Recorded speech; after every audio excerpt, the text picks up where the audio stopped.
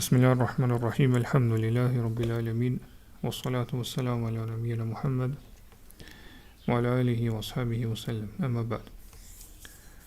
Në dersën e fundit e morëm temën ku autori Allah mëshiroft sjell hadithet që janë transmetuar në lidhje me agjërimin e pejgamberit sallallahu alaihi wasallam. Të mbetëm të hadithi 308 ku autori e përsjell prej Muadhës, e cila thot e kam pyetur Aishën radhiyallahu anha, e kana Rasulullahi sallallahu alaihi wasallam yasumu thalathata ayamin min kulli shahr. A agjëronte pejgamberi sallallahu alaihi wasallam 3 ditë të çdo muaji, pra çdo muaj hënor? Qalet na'am. Aisha radhiyallahu anha është përgjigj po. Qultu min ayyihi kana yasumu? Qalet kana la yubali min ayyihi sama. Thot pasaj e pyeta cilat ditë të muajit i agjëronte pejgamberi sallallahu alaihi wasallam, ajo u përgjigj dhe tha nuk i kushton të rëndësi apo vëmendje se cilat ditë të muajit apo cilat 3 ditë të muajit i agjëronte.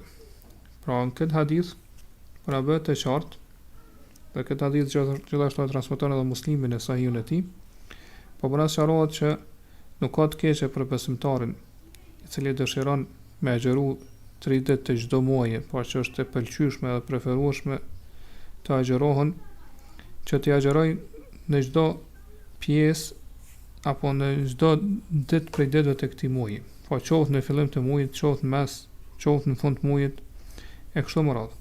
Për këtë arsye Aisha po tregon se pejgamberi nuk i ka kushtuar vëmendje apo rëndësi ndonjë ditë të caktuar. Pastaj autori e sjell hadithin e 209 e Urwa ibn Zubairit, i cili e përsjell për Aishës radhiyallahu anha, e cila thot: "Kana Ashura yawman tasumuhu Qurayshun fil jahiliyya, wa kana Rasulullah sallallahu alaihi wasallam yasumuhu."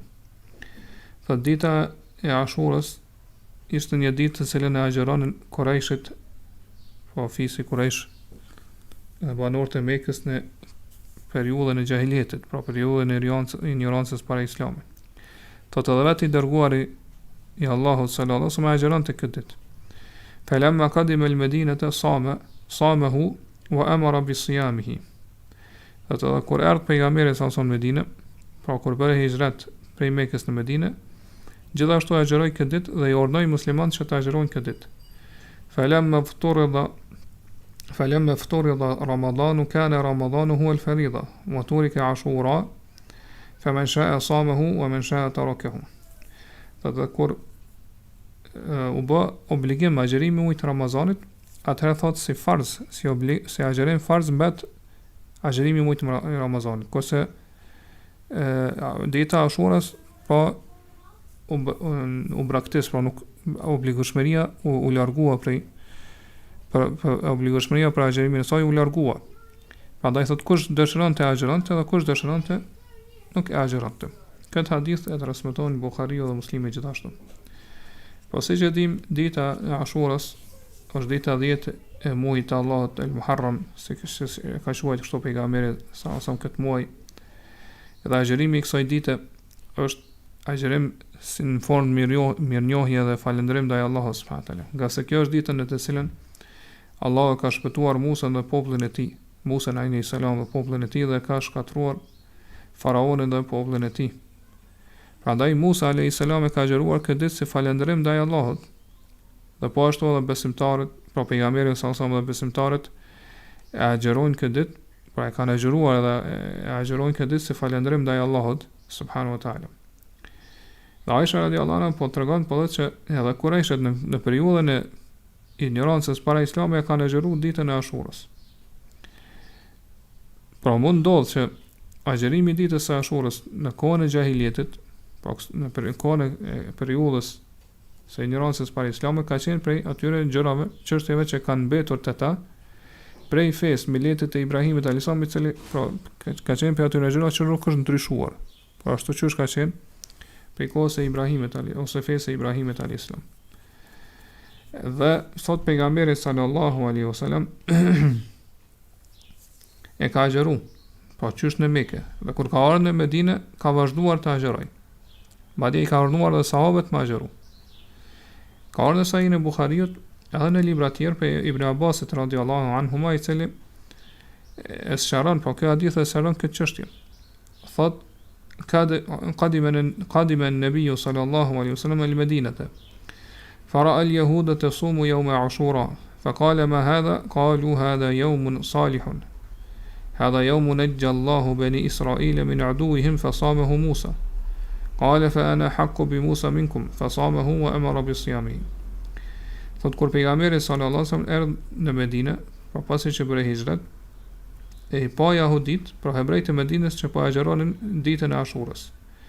Edhe I pyeti çfarë është kjo ditë që po agjëronin, thanë kjo është një ditë e mirë, ka se në këtë ditë Allahu subhanahu wa taala I ka shpëtuar benu Israil, pra hebrejt prej armikut të tyre. Prandaj Musa alayhis salam ka agjëruar këtë ditë pra se falënderim ndaj Allahut.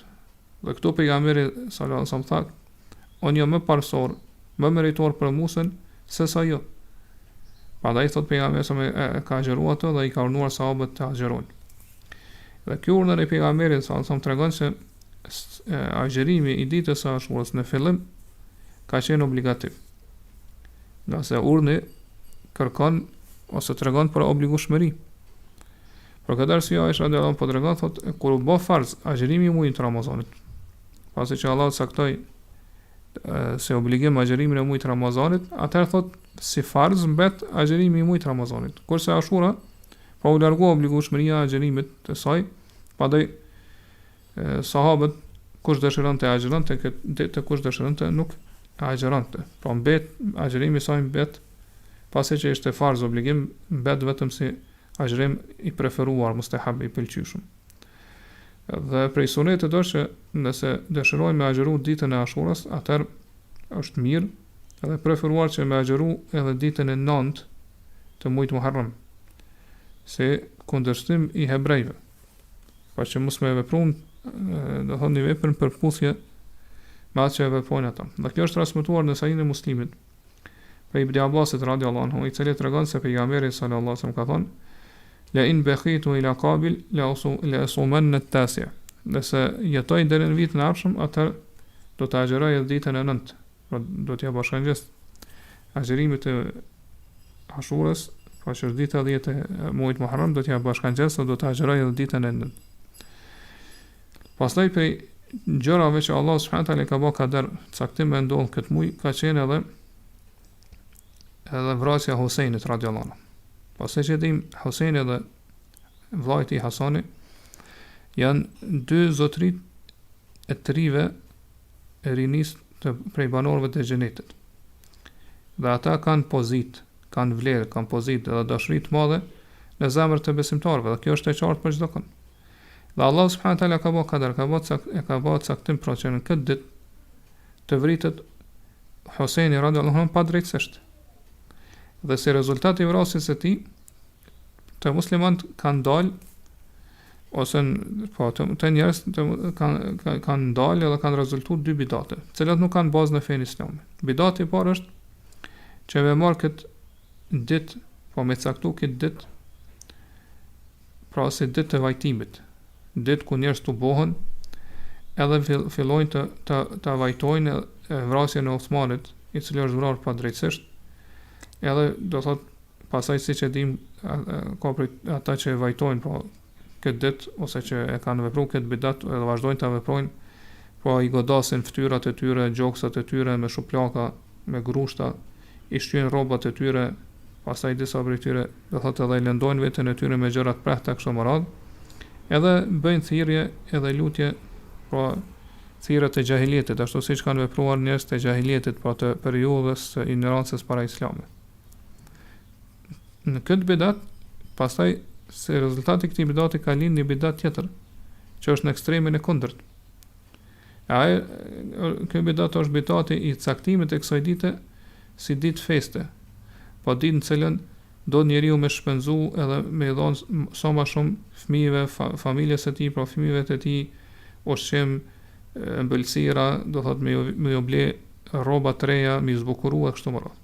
Sheikhul Islam Ibn Taymija Allahu mëshiroft në librin e tij në Hoxhë thot: "Wasara ash-shaytanu bisababi qatli al-Husayn yuhdithu lin-nasi bid'atayn. Thot për shkak të vrasjes së Husajnit radhiyallahu anhu, shejtani i ka nxit njerëz që me i shpik dy bidate. Po i ka nxit njerëz që me i shpik dy bidate.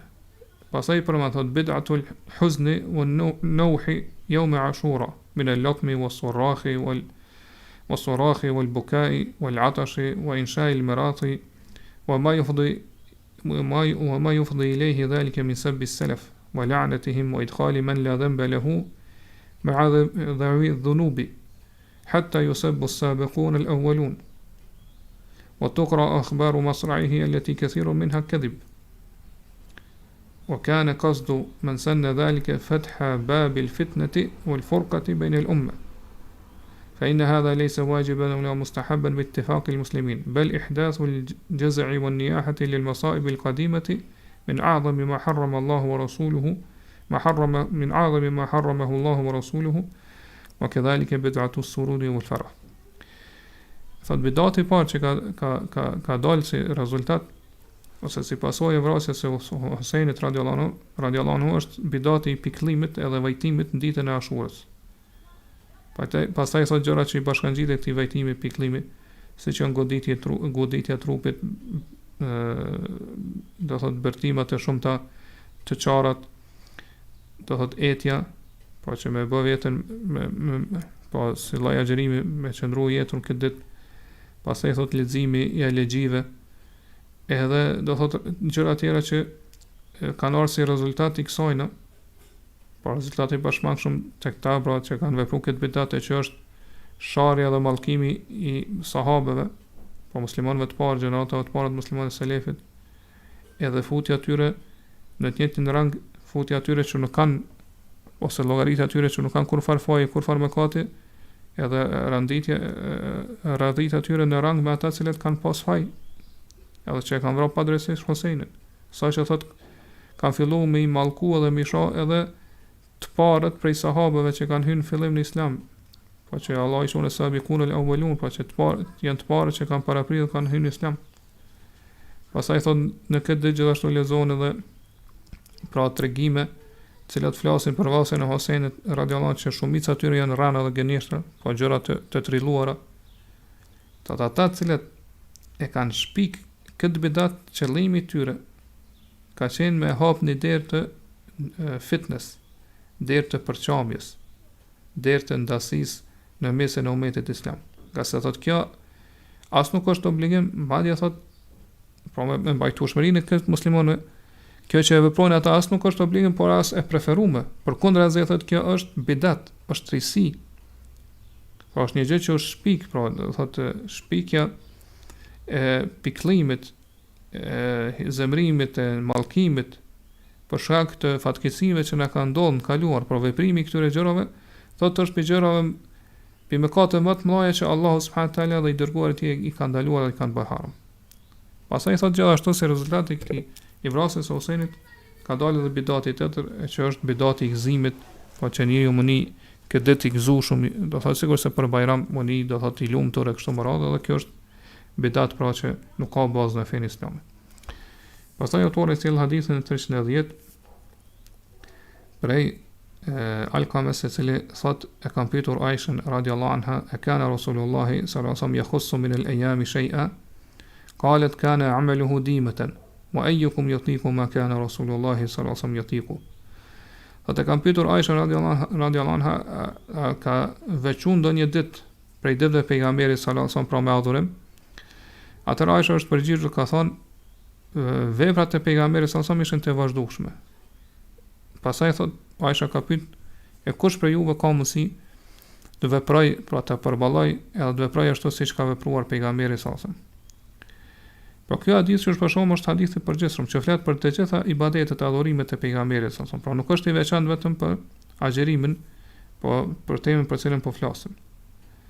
Edhe sigurisht autori Allahu mëshiroft e ka sjellë këtë hadith në këtë temë për më na tregu neve, më na dhoni dobi që për më na tregu për vazhdimsinë e pejgamberit sallallahu alaihi wasallam kur ai ka agjëruar për ditët cilët ka qenë ose po i ka agjëruar në mënyrë vullnetare si nafile. Pra veprat e pejgamberit ka qenë të vazhdueshme. Po kur e ka filluar pejgamberi me veprun një vepër nuk e ka ndërprer, ka qenë i vazhdueshëm në të. Edhe prej tyre është edhe agjërimi. Dhe po shohim do thotë që Alkame kur pja pashtron këtë pyetje Aishës radhiyallahu anha, ka qenë e ka veçu pejgamberi se ndonjë ditë prej ditëve. Pra e ka veçu ndonjë ditë prej ditëve pejgamberi me namaz nafile, me agjërim nafile, apo me ndonjë lloj prej llojeve të adhurimeve. Aisha radhiyallahu anha po përgjigjet po thotë veprat e adhurimit të pejgamberit kanë qenë të vazhdueshme. Po nëse ka filluar ndonjë adhurim, ndonjë vepër, besoj ka qenë i vazhdueshëm, nuk e ka ndërprer. Edhe siç e kemi thënë edhe më herët, po edhe po përsëritet shpesh këtë temë, veprat e adhurimit më të dashura te Allahu subhanahu wa taala janë ato që janë të vazhdueshme, edhe nëse janë të pakta. Pra, që njeriu të jetë i vazhdueshëm në një vepër, qoftë edhe nëse është e paktë, po të mos ta ndërpres ato, kjo është më e mirë, më e hajër, më e vlefshme, shpërblet më shumë te Allahu subhanahu wa taala se sa një vepër e madhe, se vepra të shumta, të cilat njeriu i vepron një herë ose dy herë, pastaj i ndërpret edhe do thotë nuk i vazhdon. Për këtë arsye, pra muslimani sa i përket kësaj teme, pa temës së veprave të vullnetare, duhet që të shikoj e të analizoj pra mundësinë e tij, se çfarë është në mundësinë e tij me vepru prej veprave vullnetare. Po çka mundet me përballu prej tyne. Në mënyrë që mos t'i mërzitet ose mos lodhet prej adhurimit ndaj Allahut subhanahu wa taala, nga se siç kemi më pa më poshtë, Allah subhanahu wa taala nuk lodhet përderisa nuk lodhet njeriu. Për këtë arsye Aisha radhiyallahu anha po thotë: "Wa ayyukum yutiqu ma kana rasulullah sallallahu alaihi wasallam yutiqu." Kush për ju e ka mundësi me përballuar adhurim ose atë vazhdimsi në vepra të mira ashtu siç e ka përballuar këtë gjë pejgamberi sallallahu alaihi wasallam. Pra Allahu e ka begatuar pejgamberin sallallahu alaihi wasallam me durim, me përpjekje të mëdha, do thotë me i kushtu kujdes dhe rëndësi, do thotë veprave të mira, gjëra që nuk ka mundësi mi përballu dikush tjetër prej njerëzve. Për këtë arsye pejgamberi ka qenë njeriu që në formën më të plotë, më të mirë, më të përkryer e ka adhuruar Allahun subhanahu wa taala. Për formën më të plotë, pra vazhdimësia e tij në veprat e adhurimit të tij ka qenë e plotë, e përkryer. Po ashtu do thotë kryerja e këtyre veprave me ihsan, pra me përkryrje, me plotësim, po ashtu me përulje ndaj Allahut subhanahu wa taala, dhe që do të gjatë adhurimit ka qenë i kthyer tërësisht te Allahu subhanahu wa taala. Pastaj autori sjell hadithën e 311 prej Aishës radhiyallahu anha, cila tregon thotë: "Dakhala alayya Rasulullah sallallahu alaihi wasallam wa indi imra'atun fa qala man hadhihi?" Qultu fulana. Thot një ditë hyri pejgamberi sallallahu alaihi wasallam te unë, dhe te unë kishte ardhur një grua më herët. Thuhet që kjo grua emri i saj ka qenë al-Hawla. Edhe ka qenë prej atij grupi që i ka taku nënës së besimtarëve Khadijës radhiyallahu anha. Aisha po thot, kur ka pyetur më kush është kjo grua, po kur ka hyrë pejgamberi tonë, edhe pra ka qenë një grua si musafir tonë, më ka pyetur kush është kjo, i kam thonë fulania, po tham që thuhet se emri i saj ka qenë Hawla. Mirë, po Aisha radhiyallahu anha po thot: "La tanamu al-layla." Kjo grua nuk flen gjatë natës. Pra ajo tërë natën e kalon duke adhuruar Allahun subhanahu wa taala, duke falur namaz, duke bërë adhurime ndryshme. Atëherë këtu pejgamberi sallallahu alaihi wasallam ka thënë: "Faqala Rasulullah sallallahu alaihi wasallam: Aleikum min al-a'mali ma tutiqun. Fa wallahi la yamallu Allahu hatta tamallu." Ka thënë pejgamberi sallallahu alaihi wasallam ka thënë këtë rast: kryeni ato vepra të cilat keni mundësi dhe mund t'i përballoni. Ka sa thot, betojmë në Allahun se Allahu nuk lodhet derisa ju të lodheni. Pra, pasaj thot: "Wa kana ahabba dhalika ila Rasulillahi sallallahu alaihi wasallam alladhi yadumu alayhi sahibuhu." Për këtë arsye Aisha radhiyallahu anha shton këtu thot, edhe për veprave më dashura të pejgamberit sa ka qenë ato vepra në cilat njeriu ka qenë i vazhdueshëm, po ka pas vazhdimsinë ato vepra. Po pejgamberi sa po na tregon këtu që trupi i njeriu sado që ka vullnet, sado që ka energji, sado që ka fuqi, elan për me krye adhurime, patjetër ka marrë koha, ka marrë çasti që ai ka me ndje lodhje, ka me ndje kputje dhe ka me pas nevojë që të kërkoj qetësim edhe pushim, po që të pushoj. Për këtë arsye njeriu nuk duhet me ngarku trupin e tij me ato vepra që nuk mundet me përballu, nuk ka mundësi do thot me përballu.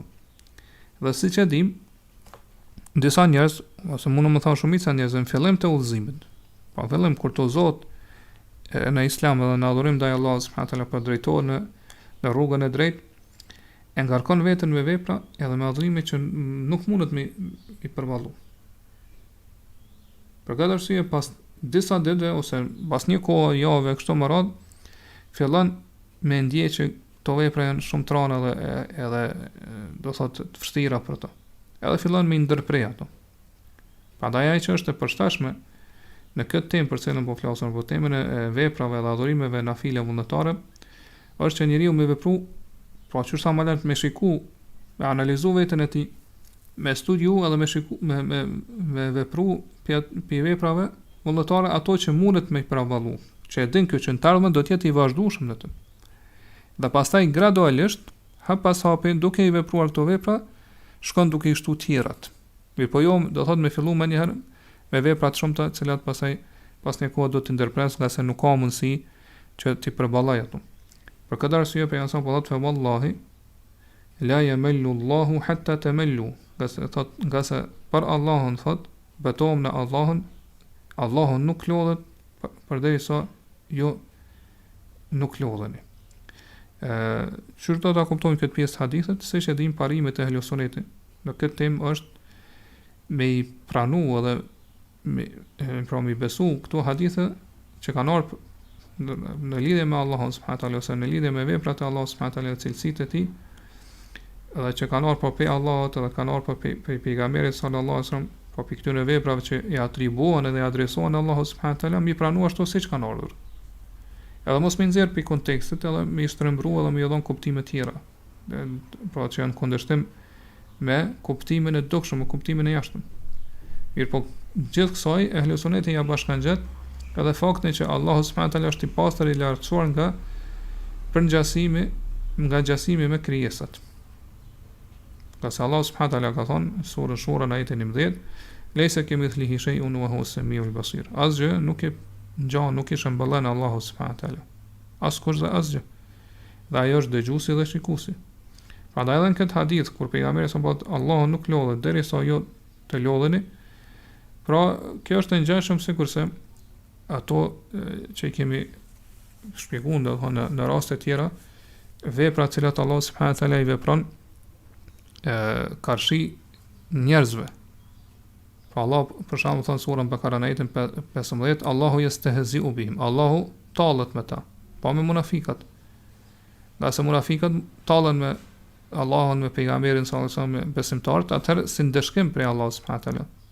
Po kur ata tallen, atëherë Allahu tallet edhe përqeshet me ta.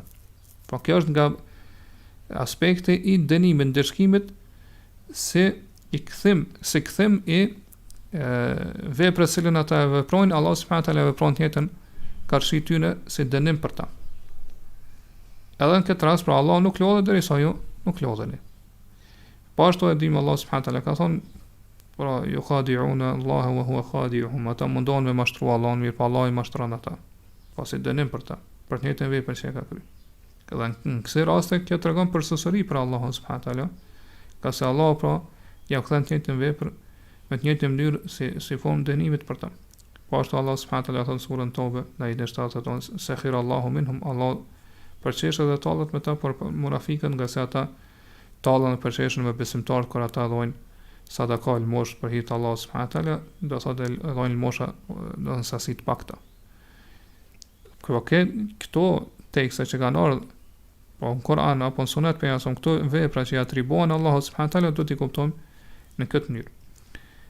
Dhe e pam që Aisha radhiyallahu anha po thotë atë që e tham deri tash, që veprat të cilat më shumë ti ka dashur pejgamberi sa, veprat, adhurimet më dashura te Allahu subhanahu wa taala janë ato që vepruesi tyre ka vazhdimsi në to. Edhe nëse janë të pakta. Po kjo ka qenë më e dashur për mëson kjo vepër, edhe nëse është e pakt, mirë po ai që i vepron është i vazhdueshëm në të, sesa ato vepra të shumta ose të mëdha e që pastaj njeriu pas të koha pra interpret edhe shkutet prej tyre.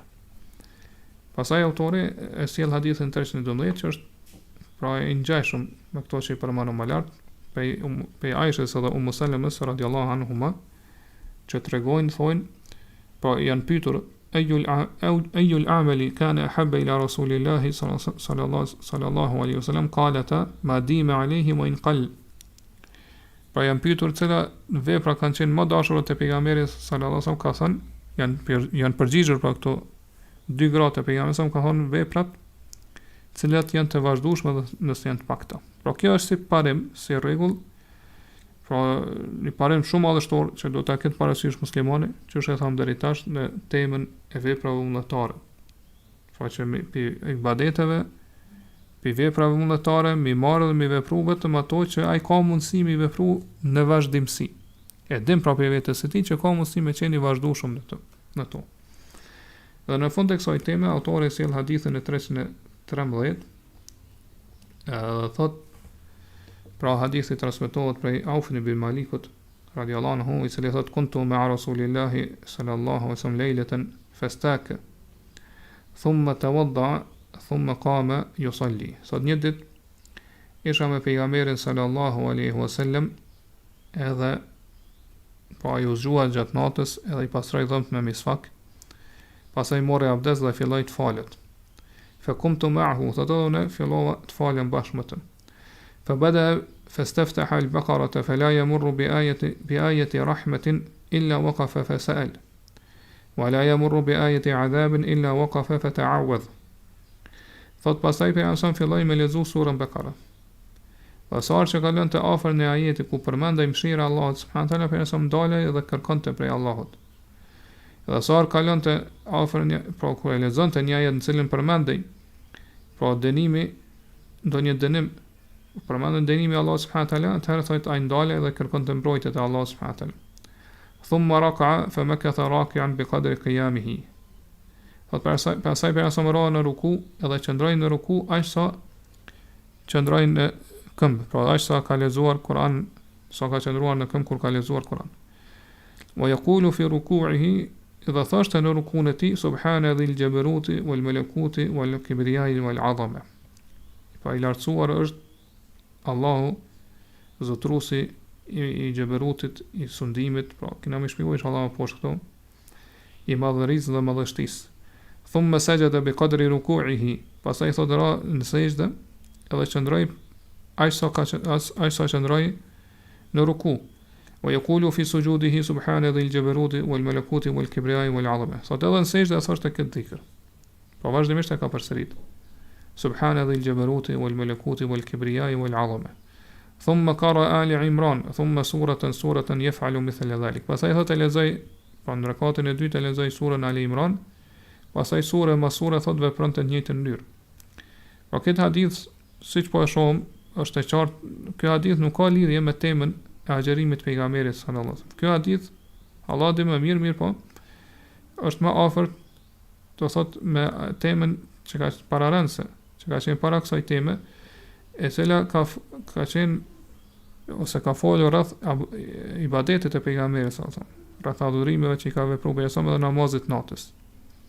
Sidoqoftë Auf ibn Malik radhiyallahu anhu na tregon, po se pejgamberi sallallahu alaihi wasallam kur zgjuar natën me fal namaz natës, po thotë ka pastruar dhëmt me misfak, pastaj ka marrë abdes. Kjo ka qenë udhëzimi i pejgamberit sallallahu alaihi wasallam, që do thonë gjithmonë para abdesit i ka pastruar dhëmt me misfak. Po ashtu bëjnë i pastrante dhëmt me misfak edhe para namazit. Por në Sahihun e Muslimit transmetohet prej Abu Hurairës radhiyallahu anhu, i cili tregon se pejgamberi sallallahu alaihi wasallam ka thënë: "Laula an ashqa ala ummati la amartuhum bis-siwak 'inda kulli salatin." Fatë sikur mos t'ia vështirësoja umetit tim shumë, atëherë do t'i urnoja që me përdor misfakun, pa mi pastru dhëmbët me misfak para çdo namazi. Dhe nuk ka të keqe me përdor misvakun në xhami.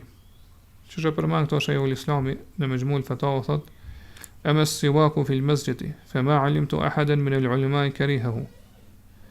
بل الآثار تدل على أن السلف كانوا يستاكون في المسجد. Pastaj përket përdorimit të misfakut në xhami, thot nuk din dikush prej dietarëve që e kanë konsideruar këtë gjë si gjë të urryer, pa pëlqyeshme. Vadja thot e therrët që transmetohet prej selefit, pa prej sahabeve, gjeneratave të para muslimane është se ata pa e kanë pastruar dhomët e tyre me misfak në xhami. Se do qoftë është prej gabime që i veprojnë disa njerëz, cilët do të angazhohen me pastrim edhe me misfak para namazit edhe ju ik të këbiri fillestar. Po kjo është gabim. Po besimtari duhet më mundu me shpejtu që me nëzon të këbiri fillestar. Dhe Aufid ibn Maliku po na tregon se pejgamberi sallallahu alaihi wasallam ka fillu me lezu surën Bakara, por prej fillimit. Edhe çush e po, pra në një rakat e ka përfundu këtë lezimin e surës Bakara. Dhe sa rakatin e dytë tha që e ka fillu surën Al-Imran. Dhe po na tregon po ky sahabi që pejgamberi sa që ka kaluar pa ka lezuar një ajet ku përmendet mëshira e Allahut subhanahu wa taala është ndal. Pra e ka ndal leximin.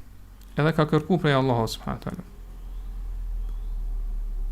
Pra nëse ajeti që shepom ka qenë ajet ku përmendet mëshira e Allahut subhanahu wa taala, apo ndonjë dhunti, mirësia e Allahut subhanahu wa taala, ndonjë shpërblim e kështu me radhë, pra ke kjo për mëshirës së Allahut subhanahu wa taala.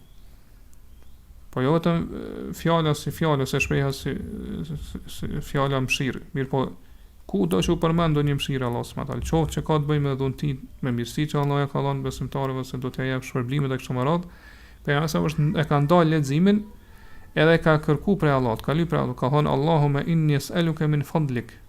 O Allah, kërkoj pi mirësive të tua. Pra kështu e ka lutur pejgamberi, çu shkon transmetime të tjera. Allahumma inni es'aluka min fadlik. O Allah, kërkoj prej mirësisë tënde apo pi mirësive të tua. Pastaj ka vazhduar me lezu. Nëse ka kalu, pra e ka lexuar një ajet ku përmend zemrimi, hidhrimi Allahut subhanahu wa taala, dënimi, dëshkimi i tij, pra pejgamberi ka ndalë leximin. Edhe ka kërkuar mbrojtje te Allah, ka thonë Allahumma inni a'udhu bika min sakhatik. O Allah, kërkoj mbrojtje te ti prej zemrimit tënd.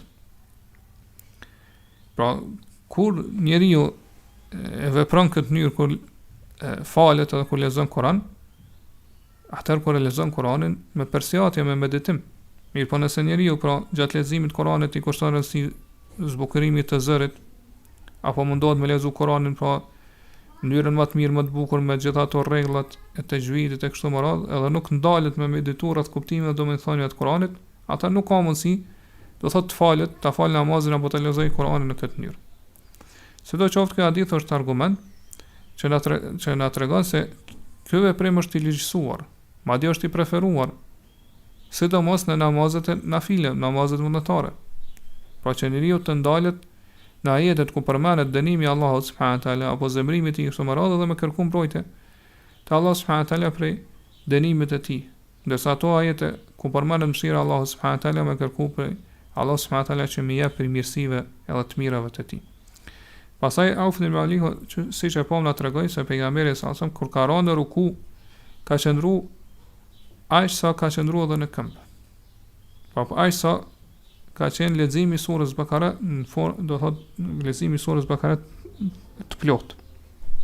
Edhe ka thënë në këtë ruku subhana dhil jabaruti wal malakuti wal kibriya wal azama. Kjo vërtet është një tasbih madhështor, madhërim dhe lartësim i Allahut subhanahu wa taala që është e preferuar për muslimanin me thonë në ruku dhe në sejdë. Po çka do thotë subhana? Subhana do thotë lartësim, madhërim i Allahut subhanahu wa taala pe gjitha atyre gjërave që nuk i shkojnë madhërisë Allahut subhanahu wa taala, pitmetave, mangësive apo ngjasimit me krijesat. Dhe dim që për emrave të bukur të Allahut subhanahu wa taala është es-subuh, po që Allah është i lartësuar, i madhëruar dhe nuk ka tmeta, do thotë nuk ka mangësi dhe nuk i shëmbëllon krijesave të tij. Pastaj pra person po e lartësoj kënd Allahun i cili është dhil jabarut, zotruesi i jabarutit. Po jabarut është për foljes gjabër, dhe e dim që për emrave të bukur të Allahut subhanahu wa taala është el-Jabbar. El Jabbar pra është ai i cili e zotron xheberutin. Çka do thot El Jabbarut ose që Allah subhanahu wa taala është xhebbar? Po një prej kuptimeve është që Allah subhanahu wa taala i rregullon, i permision ato zemra të thyera.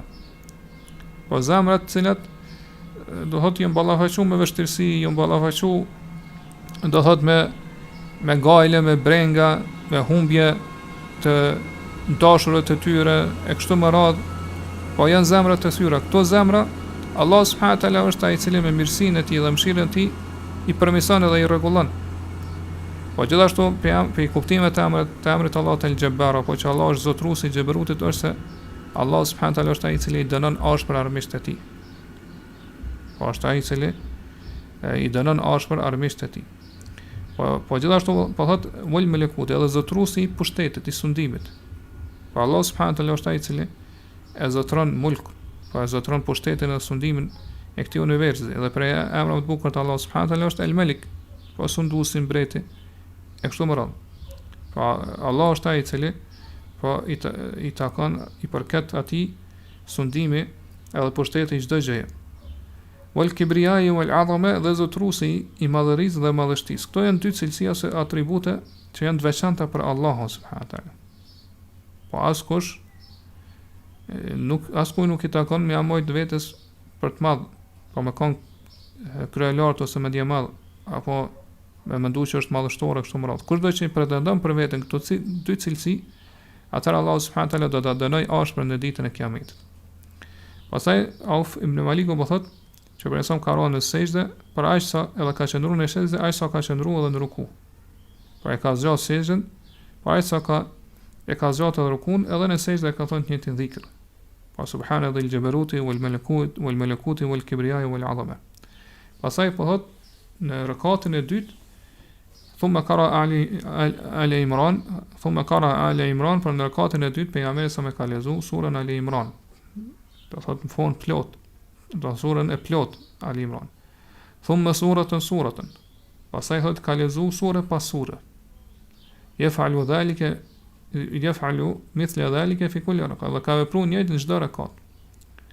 Po në çdo rekat ka vepruar njëjtë.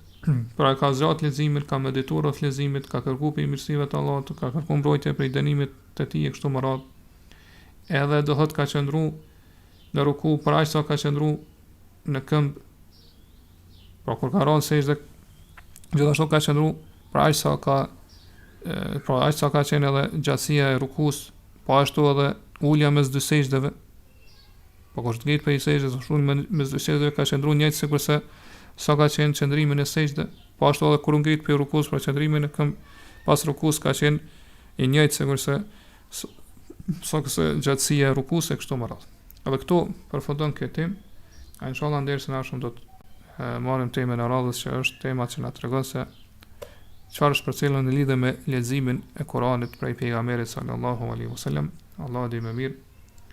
Allahu a'lam. Allahumma salli wa sallim ala nabiyyina Muhammad wa ala alihi wa sahbihi ajma'in.